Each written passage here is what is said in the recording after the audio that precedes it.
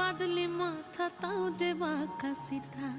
মেদিনীপুরে রায়না চিরন বাঁকুড়ার ওই ফিতা, আর যতন করে বাঁধলি মাথা তাও যে বাঁকা সিধা। পেছ পাড়ি